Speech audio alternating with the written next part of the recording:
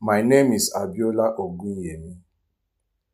I was born in Ogbomosho, Oyo State in 1986 into a family that knew God by mouth but knew spirits by blood. What I'm about to share is not an opinion, not a teaching, and not something I heard from someone else. It is what I personally participated in, what I enforced, and what I regret with every part of my soul today. For many years, I was part of assignments whose sole purpose was this: to keep praying Christians poor, not unbelievers, not atheists, Christians, people who fasted, people who sowed seeds, people who attended night vigils, people who cried to God for breakthrough. And yet, year after year, nothing changed for them financially. When they prayed, heaven heard, but witchcraft answered first. I know this because I was among those answering. My father's name was Pa Ezekiel Ogunyemi, a cocoa farmer who never prospered beyond survival. My mother, Comfort Ogunyemi, sold garri and palm oil in front of our house. We prayed every morning before school. My father quoted psalms. My mother sang hymns. But at night, my grandmother, Mama Felicia Ogunyemi, did something else entirely. She was respected in our compound. People greeted her with fear. When children fell sick mysteriously, they called her. When business collapsed, they consulted her. They called her Iya Agba, the elder woman. I did not know then that she was a custodian of a poverty altar. When I was 16, after WAEC, my father fell sick. No money, no help. Church members prayed, but nothing changed. One night, Mama Felicia called me into her room and said something that will shape my destiny. God answers prayers, she said, but wealth follows laws. If you don't know the laws, you will pray forever. That was the night she introduced me to a world where poverty is enforced deliberately, not accidentally. I was initiated near Awe River on the border between Oyo and Kwara State. Alongside me were three others: Sadiq Bello from Ilorin, Kemi Adebola from Isheyin, Rashid Lawal from Ogbomosho. Our instructor was a woman called Madam Rukayat Sani, known in her own coven as Iya Owo, Mother of Wealth. She taught us something that shocked me. Most Christians are poor, not because God refuses them, but because something else has legal rights over their increase. That was my first lesson. In witchcraft, we rarely waste time on unbelievers. Why? Because unbelievers already belong to the system of the world. Christians are the real threat, but not all Christians. We focus on praying Christians who lack knowledge. There was a list in our coven called the productive but empty list.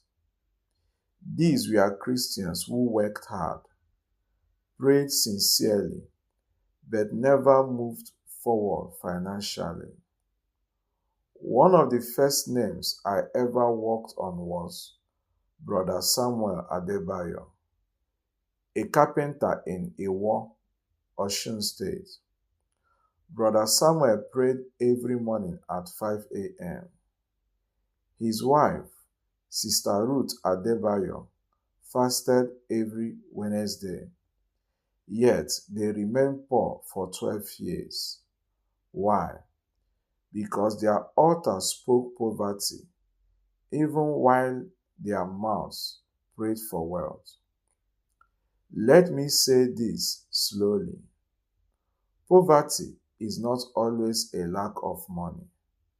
Sometimes it is a spiritual policy. We enforced poverty through family altars, words spoken by parents, seed offerings neutralized at the altar, dreams of loss, repeated financial emergencies. For Brother Samuel, the entry point was his father, Moses Adebayo, who once vowed that no child of mine will ever be richer than me. That vow stood. So every time Samuel prayed for breakthrough, the vow answered first. Many Christians believe if I pray harder, God will eventually do it. That is a lie that many Christians believe. But witchcraft relies on this delay. As long as you pray without correcting foundations, you become predictable. And predictable Christians are easy to keep poor. The first Christian who escaped our poverty net was Sister Bola Ajayi, a caterer in Akure, Ondo State. She prayed like others, but one day she did something different. She began to deal with her foundation deliberately. She returned money she stole years earlier from Mrs. Yewande Ojo. She broke family covenants. She stopped feeding certain altars unknowingly. The moment she did, our grip broke. That was the first time I saw a praying Christian escape poverty suddenly, and it frightened me. After the case of Sister Bola Ajayi in Akure, something changed inside me. For the first time since my initiation, I became afraid, not of God, but of knowledge. Because once a Christian understands why poverty is enforced, witchcraft begins to lose its advantage. Inside the coven, wealth was never random. Poverty was never accidental. Everything had legal backing. That is the part many praying Christians do not understand. In our coven, there was a physical book kept by Madam Rukaya Sani. We called it Iwe Aini, the Book of Luck. Inside it were names, families, professions, and spiritual clauses tied to finances. This book was not for unbelievers. Almost every name inside it belonged to church people, choir members, ushers, deacons, prayer warriors. One of the names I remember clearly was Elder Joseph Kolawole, a founding member of New Covenant Fire Church in Ijebu-Ode, Ogun State. Elder Joseph was generous. He gave offerings consistently. He sponsored church projects, but his business never crossed a certain financial line. Why? Because of a covenant his late father, Solomon Kolawole, entered into during the 1970s to escape poverty himself. But the condition was that his children would struggle. So Elder Joseph's giving did not remove poverty. It fed the altar, enforcing it. That is one of the most painful truths I learned. This part will offend many people, but it must be said. Not every offering reaches heaven. Some offerings are intercepted before they rise. We were assigned to churches, not buildings, but altars behind pulpits. There was a church in Ibadan called Mountain of Praise Chapel. The senior pastor was Pastor Elijah Adekunle. He prayed powerfully. He preached faith, but he had never settled a land dispute involving Chief Shola Aremu, which involved manipulation and lies. Because of that unresolved issue, the church altar leaked. So offerings given by sincere members like Sister Kemi Olatunji and Brother Femi Lawal were redirected spiritually, not to enrich witches directly, but to neutralize financial increase. The members worked harder, gave more, fasted more, yet stayed poor. Not everyone was kept poor by unemployment. Some were trapped in endless earning with no accumulation. One such man was Mr. Kunle Ajibola, an accountant working in Victoria Island, Lagos. He earned well on paper, but every month emergencies swallowed his salary. Car problems, medical bills, family crisis. We enforced this through dream manipulation and ancestral claims tied to his maternal line in Ede, Osun State. He prayed against devourers, but the devourer had permission. That is why prayer alone did not stop it. Why many fasting Christians remain poor? Fasting weakens the flesh. It does not automatically cancel covenants. We actually preferred fasting Christians who did not address foundations. Why? Because they were tired, emotionally vulnerable, and spiritually predictable. One woman, Sister Patience Onyekachi from Aba, Abia State, fasted almost every month, yet she never broke free financially. Her problem was not lack of faith.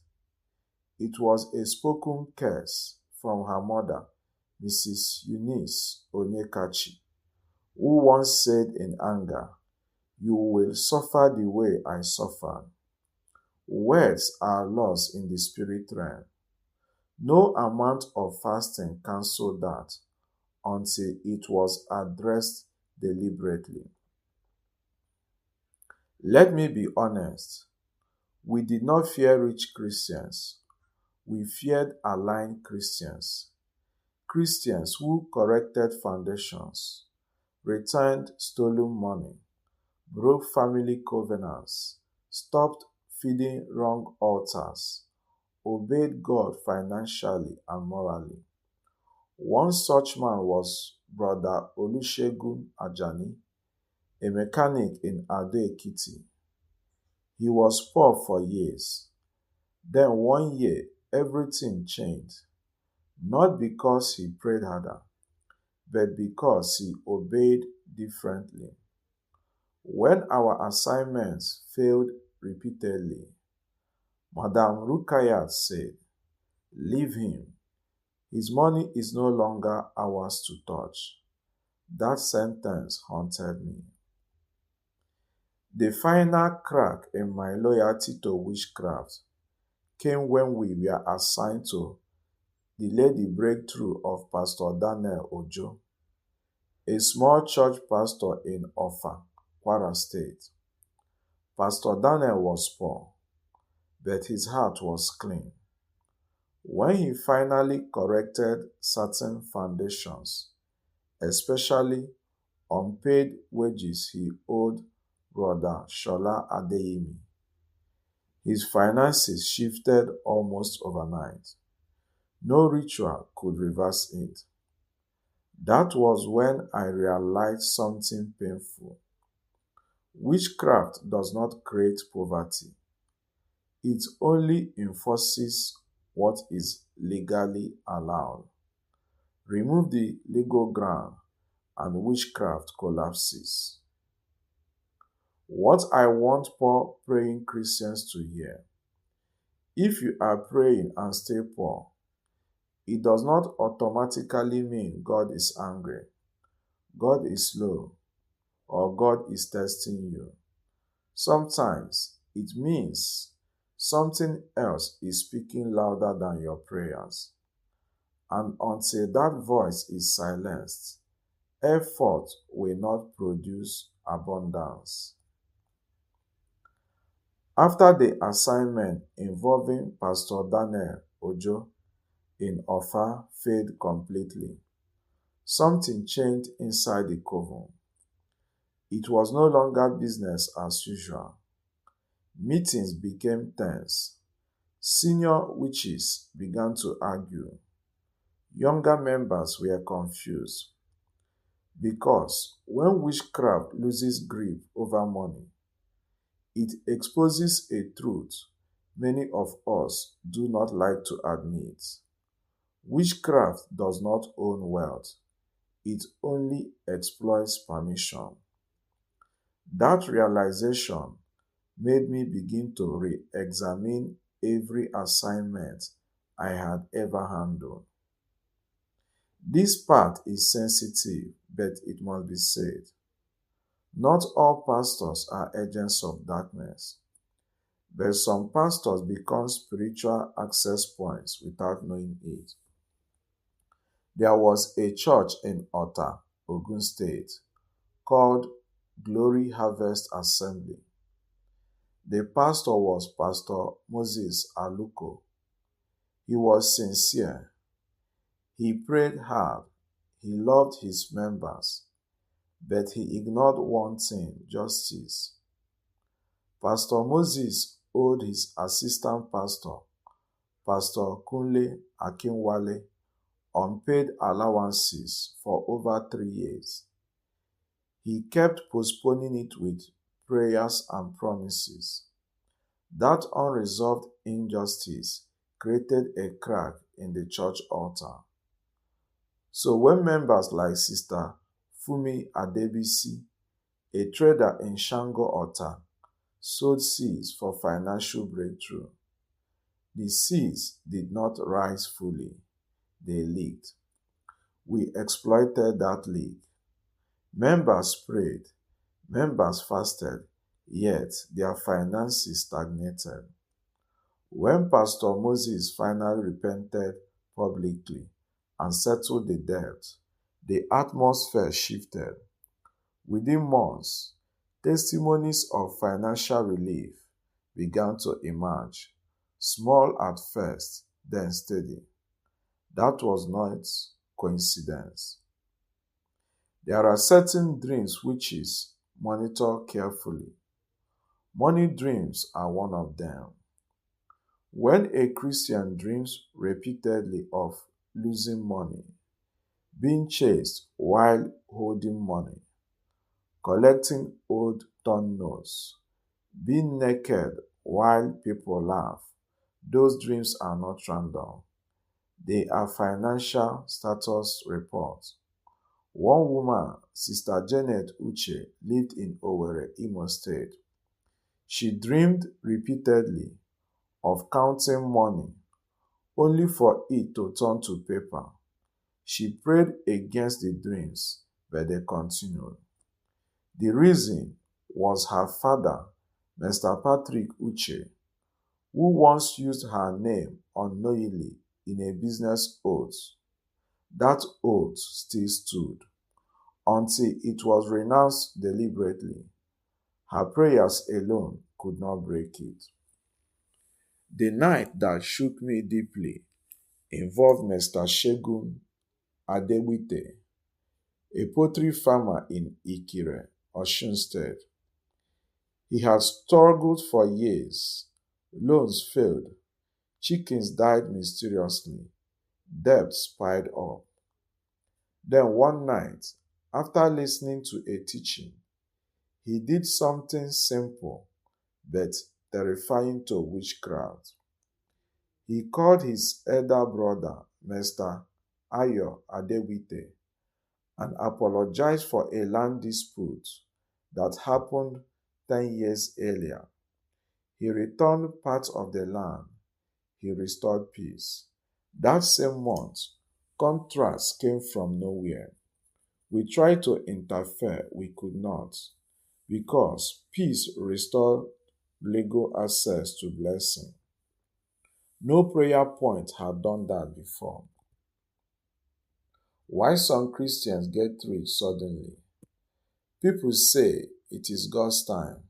Sometimes, yes, but often it is because something that blocked years of increase was removed quietly. When a legal block is lifted, increase looks sudden. One woman, Mrs. Ronke Bamidele, a fabric seller in Abeokuta, was poor for over 15 years. Then in 1 year, everything changed. Why? She stopped sending money to feed a family shrine after her uncle, Patunde Bamidele, died. That shrine had been collecting support disguised as tradition. Once the feeding stopped, the altar lost power. Her prayers began to work normally. My own deliverance did not come from fear alone. Fear only pushed me to run. Freedom came when truth met repentance. It happened in Ilorin, Kwara State, in the house of evangelist Joseph Ajayi. He did not shout.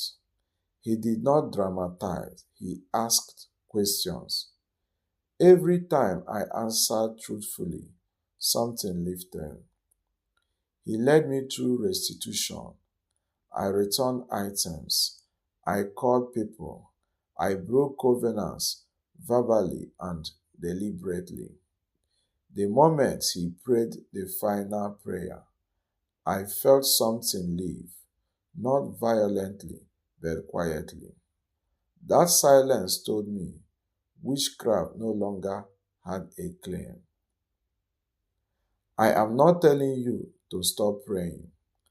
I am telling you to pray with understanding. Ask questions. Check foundations. Correct injustice. Break wrong agreements. Obey where obedience has been delayed. When those things are fixed, prayer becomes dangerous to witchcraft. Poverty is not always a test. Sometimes it is a message. Listen to it carefully, because when the right things are addressed, witchcraft loses its heat. After my deliverance in Ilorin, I did not become rich overnight. I want to say that clearly, so nobody misunderstands me. Freedom does not always announce itself with sudden money. Sometimes it announces itself with peace, clarity, and the removal of invisible resistance. But something undeniable changed. For the first time in my life, my efforts began to respond normally. Before, no matter how hard I worked, something always swallowed the results. After deliverance, I noticed that money stopped disappearing mysteriously. Emergencies reduced. Opportunities began to last instead of collapsing suddenly. That was when I fully understood what we used to say in the coven. When the drain is blocked, filling the tank makes sense. I want to expose this gently because many people are guilty without knowing. Some Christians feed poverty altars through unquestioned family traditions, regular support sent to shrines disguised as respect, words spoken repeatedly like, "We are not lucky in this family," honoring people who are spiritual gatekeepers of limitation, refusing to correct injustice because of pride or fear. One man, Mr. Kayode Olarenwaju from Ikorodu, Lagos, kept sending money monthly to his uncle, Pa Ganiyu Olarewaju, for family upkeep. What he did not know was that the uncle used part of that money to maintain a family shrine. Mr. Kayode prayed for promotion for 8 years. The prayers were sincere. The altar was louder. Once the truth came out and the support stopped, resistance collapsed. Why some prayers stop working after a while? This is another painful truth. Some prayers stop working not because God withdraws, but because conditions change. When a Christian prays against poverty but continues to exploit workers, refuse restitution, maintain secret immoral income, dishonor financial instructions from God, the prayer loses authority over time. We used to say in witchcraft, when obedience expires, protection weakens. That is why some people testify once, then struggle again. I say this with fear of God. Pastors matter in the financial destiny of their members, not because they control money, but because they guard the altar. When pastors ignore injustice, tolerate manipulation, or build ministry on pressure rather than truth, the altar weakens. Members pray, members sow, members fast, but the altar leaks. I saw this repeatedly, and every time a pastor corrected himself sincerely, witchcraft lost access to that church's finances. After deliverance, Evangelist Joseph Ajayi instructed me to do three things: restitution where possible, silence certain family voices, obedience without negotiation. Within 1 year, I moved from survival to stability. Within 3 years, I was helping others quietly, not because I was smarter, but because resistance was gone. Please hear this from someone who enforced poverty spiritually. God is not mocked. Prayer is powerful. Witchcraft is limited, but laws matter. If something has legal ground, prayer must address the legality, not just cry for mercy. When foundations are corrected, prayer becomes unstoppable. That is why some prayers cannot be resisted by witches, not because the person shouts louder, but because nothing is standing against them anymore. If you are poor and praying, do not give up, but do not assume effort alone will change everything. Ask God questions. Be willing to correct. Be willing to obey. Be willing to let go. When those things are fixed, witchcraft loses relevance in your life. My name is Abiola Ogunyemi. This is my confession, and this is where I end it.